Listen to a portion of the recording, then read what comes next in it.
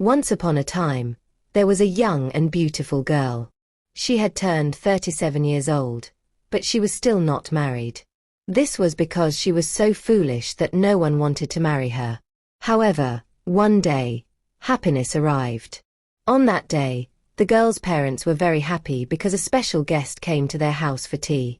He was a handsome young man, and he had come to ask for their daughter's hand in marriage. Finella, go and bring some juice for our special guest. So, the girl picked up a jug and headed towards the cellar to get the juice. She turned on the tap of the drum to fill the jug and got lost in deep thought. When she didn't return, her mother went to look for her. Please excuse me. It's been quite a while, and Finella hasn't returned yet. I'll go and fetch her, her mother said apologetically.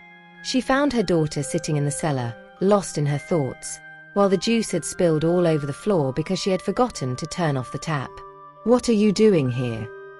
I was thinking about what to name my first child after marrying this young man because all the names in the calendar are already taken.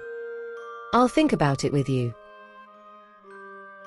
Meanwhile, the father, who was sitting with the young man, was surprised that neither his wife nor his daughter had returned. So, he went to find them.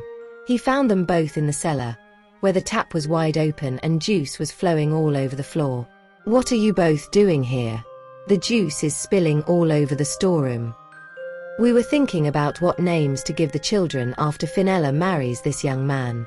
All the names in the calendar are already taken. All right, I'll think about it with you both. When neither the mother, daughter, nor father returned, the young man became impatient and went to find them in the cellar.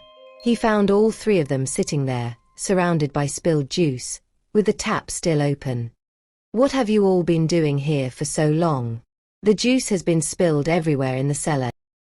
Yes, I know, son. But if you marry our daughter, what will you name your children?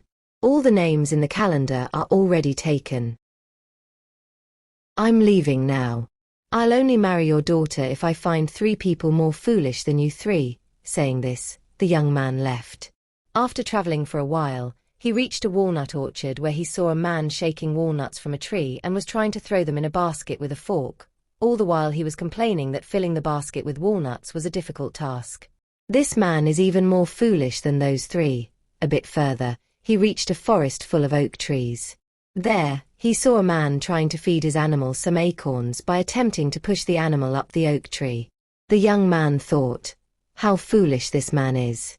If he shakes the tree, the acorns will fall, and the animal can easily eat them.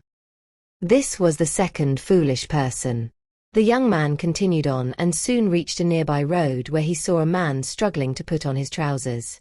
The trousers were hanging on a tree, and the man was jumping high trying to get both his legs into them. The young man thought, how foolish this man is.